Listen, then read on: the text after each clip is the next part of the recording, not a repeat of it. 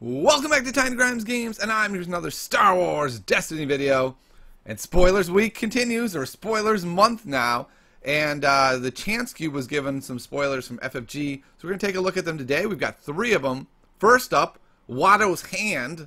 Wait, no, that's not Watto's hand. It's the cube he's holding. The Chance Cube. Chance Cube is a really interesting one. It is a zero-cost upgrade. I've gone on the record and said I do not like them making zero-cost upgrades. I think they're too strong. Sorry, zero-cost dice upgrades. But this has the most serious cost I've ever seen with a zero-cost upgrade. This thing, you either have to return this to your hand when you roll your guy out or pay a resource. And I've seen a lot of people say, like, hey, that's fine. I play it for 1, I pay 1, I re-roll a couple times, so I'll get a 2 or a 3, and I net 1. But it has 3 blanks. It has 3 blanks. Like, it has 3 freaking blanks. I really think this card should have been more like 1, 1, 2, 3 to make it playable. I really don't think this card is playable outside of specialty decks. Like, if you have some deck that has tons of focus in it, and you know you're always going to be able to make it a 2 or a 3, and you don't need that focus to focus your damage dice, I guess that could work. If you're using Power of the Dark Side or something to exploit the fact that it has blanks, that's fine. But I think just as like, hey, I need a resource generator. Yeah, I'll chuck in Chance Cube. I really don't think it works well for that. Having to pay 1 up front when you roll is a very, very expensive cost. Something like the rocket launcher where you have to pay 1 when you resolve it, I think that's much better because it's on the other end, right? So like, if you keep rolling blanks, alright, I don't have to spend the 1 this turn for it. Or if you do roll it and it hits something big, now your opponent has a real decision to make. Do they remove it or not? Like, let's say you roll out your Chance Cube, you pay 1, you roll the 3, and you're like, boom, hit the 3, and they just go, he doesn't like you, I'll take off that blank that I rolled and take your 3 off. I just feel like if you can't pay up front for something like this and feel like it's going to be good with 3 blanks. I don't like the card. I think it will not be a playable card in most decks. Like I said, I do think there'll probably be a deck or 2 that wants this card, and I love that design. I like design that says most people aren't going to want it, but you know what? Some decks it'll be great. But overall, I think people are going to open this and go, Watto's hand, you're kidding me. You're kidding me. By the way, it's our 2nd Watto card this set already. Remember, we've got Recycle. So we've got 2 Watto cards. Can we beat the Maz Kanata record? Have like half the set be Watto. Alright. Next card. Secret Mission. 0 cost? Huh? You got something now. But I really think this is pretty much in the unplayable garbage range. It's a neat card. Choose a color. If you're right, when you discard the top card of an opponent's deck, you get to gain a resource. So it's both mill and potential resource gain. So if you only look at the upper echelon of it, it sounds really good. I mill their deck and I get a resource. But let's think about that. Milling decks is pointless. There is literally no point in milling a deck unless it's the last card. Or you're going to be able to pull that off, right? So in 99.99% of decks, mill is not a thing. So then you're just looking at 0 cost to maybe gain a resource. And you know what? In Awakenings, maybe. So I'm not saying this is a bad card because it's a bad card. It's a bad card because of the opportunity cost of all of the other cards you could be playing. I've already gotten to the point with SOR that my decks are like 36 card decks and I really have to make tough cuts. I just can't imagine with another set being like, sure, I'll play this card that probably doesn't do anything. But sometimes, hey, sometimes my opponent's mono blue and it gets me a resource. Like, I just don't think that's playable. Alright, so let's look at specifically in a Hero Mill deck. I think a really great way to look at that is No Disintegrations.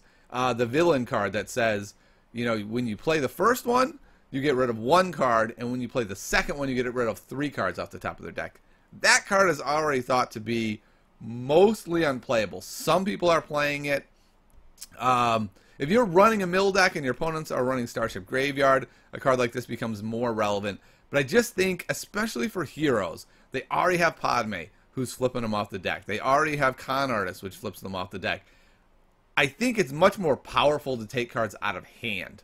And so I think when people build their hero mill decks, this will be in that initial grab of cards. Like you're going through your binder, like, yep, definitely, definitely. Ooh, it's 42 cards. Wow, there sure are a lot of good cards now. And I just don't think this card will even make the cut in most mill decks. I think some people will put it in there, but I think largely it'll end up being a card that just isn't good enough. Now, if the meta becomes mono something, maybe. But I don't think you can run this and go like, hey, man, I mean, sometimes it's mono. Like, I think you're running it either because you want the resource against a mono meta or because you want the mill, and I just don't think most decks want the mill. Like I said, a non-mill deck certainly doesn't care about the mill, and I think even hero decks are already milling off the deck. I don't think it's that exciting. So I think this is pretty much unplayable. All right, now Hidden Agenda is a lot more interesting. Again, with opportunity costs and the way that works of can you find room in your deck? I don't know. My gut says probably not outside of some really cool decks. But I love the card theoretically. Like, I like the idea of being able to, you know, basically pay one to be able to get more later. It's almost like the stock market or something. Like, I will invest $1 today, and in 5 days I'll get $2. Like, that's kind of a cool idea. And it allows you to do a lot of really awesome plays. Reversals out of nowhere for one are going to be devastating. Like, this card with reversal is really good. And then it has a number of obvious partners like Rise Again, right? So you're just like, all right, I got a Vader Raider deck. I put this on Vader. And when the time is right, I'm just going to pop it for 3 and get a Rise Again. And that'll be really good. And so I think there's going to be definitely decks and archetypes that will attempt to find spots for this. Like I said, I don't know that it's going to be possible with 30-card deck. 30-card decks are small, guys.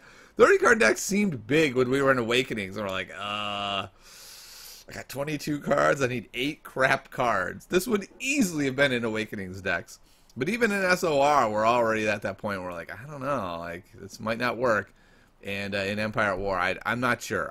I'll certainly try this in a deck or two. Like, I'll build some deck that's intentionally wanting to play big events. Like, you go Hux, Hidden Agenda, Endless Ranks, and all kinds of cards like that.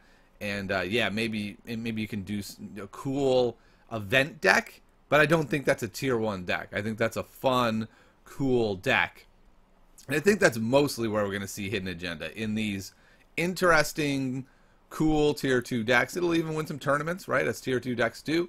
But I don't think we're going to see this in whatever emerges as the cream of the crop, ultra efficient tier 1 decks. I just don't think they're going to have room for a card like Hidden Agenda. I hope I'm wrong, though. It's a really cool card. I want it to be great. Like, it's going to be really annoying to play against. The first time you play against this is when you're going to realize how good it is.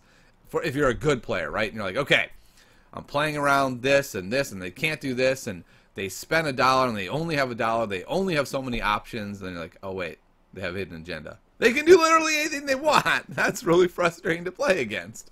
So, we'll see. But I'd say largely, I'm sorry, Chance Cube. I'm sorry. You did not get great spoilers. Watto's Hand was an unfortunate spoiler to get. So hopefully we'll see some other cool stuff this week, and I'll see you next time on Tiny Grimes Games.